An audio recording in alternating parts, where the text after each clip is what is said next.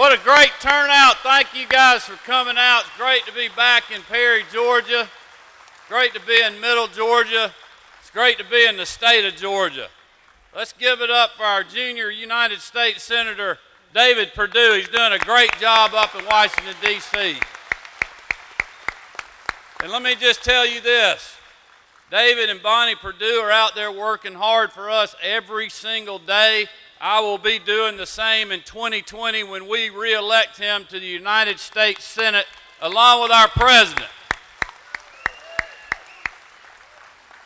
Let me also thank everybody with the 8th District for putting this great event on again. I know how much work it is. It's great that we're doing this. It's great that we're here. It's great that you provide this venue and this opportunity for us to take our message to voters in Middle Georgia and all across this state. And that is what our campaign has been doing for 15 months now. I couldn't believe it that we were just here a year ago battling out in the primary. And we had a hard-fought fight. And that is a good thing because you want a seasoned nominee that is ready for battle. Because what we're fixing to experience in Georgia from the radical socialists that are trying to influence this election from California, New York, and Massachusetts will be unprecedented. And that is why we've got to have every single one of you doing like Marty and these two girls and our other daughter that's back in Athens have been doing for 15 months, and that is chopping wood, people. We got to keep chopping out there. We got to get the vote out. We didn't just come down to the fish fry today. We walked through both barns, every single stall, shook almost every single hand, asking those hard-working Georgians from literally all over this state for their vote because they need a governor that is going to remember them. That is something that I think I learned more than anything else on the campaign trail. People ask me, you know, what's the one thing that you learn? I learned that people want somebody out there, they're asking that question, who is up there fighting for us? Who is fighting for us? Who is fighting for the things that we believe in as Republicans? Limited government, smaller government, not growing government, and taking your tax dollars to try to solve every issue that we have in our state like my opponent wants to do. She wants to take more of your tax dollars even though she hasn't paid what she owes to the IRS. That is not the kind of leadership we need in Georgia.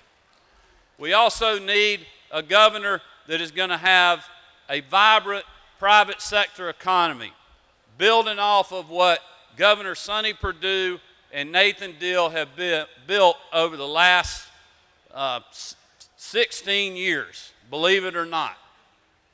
But we have got to have the same vigor, energy, and work ethic that we had back in 2002 when Sonny Perdue was taking on Roy Barnes when nobody thought he could win.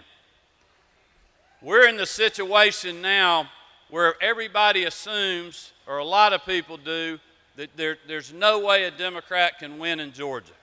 David Perdue and I were talking about this morning. That is not true.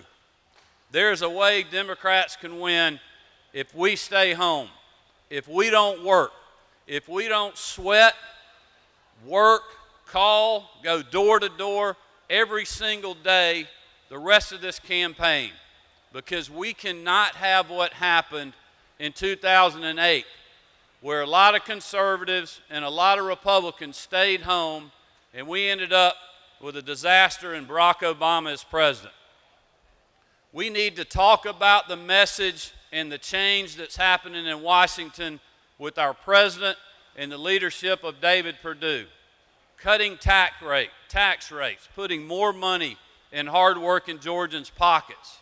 My opponent wants to reverse what was done at the state level to help offset that, taking more of your money away. We need to talk about how we're going to do the same things that he has done in Washington by cutting government regulations to get our economy going, getting government out of the way. We need to talk about and remind people, especially down here, about the Supreme Court justice that we have and the one that we're fixing to have. Imagine this country. Imagine this country and what the Supreme Court would look like right now if Hillary Clinton was our president. I know, it makes you have a bad attitude on a Saturday morning.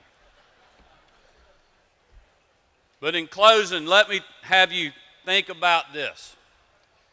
Think about 2019, and you have Governor Stacey Abrams going all over this state campaigning for Elizabeth Warren,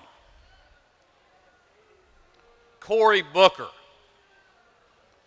Bernie Sanders, and then David Perdue's also on the ballot trying to run. That is not a scenario that I'm going to let happen. I can promise you this. I know that all of you had money and your sweat and your hard work invested in candidates in the primary and in the runoff. But all of that is behind us now. We have united. We are uniting as the ticket that's going to be out there running, and no one is going to outwork us. Because remember, we all have more invested in this state than we had in any candidate, including myself.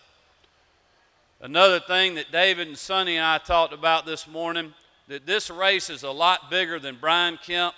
It's a lot bigger than this Kemp family. It's a lot bigger than any politician that's in this room or represents the people in this room. This is a fight for the soul of our state. This is going to be a fight not only for 2018, but for our country in 2020 and the direction that we are going to go.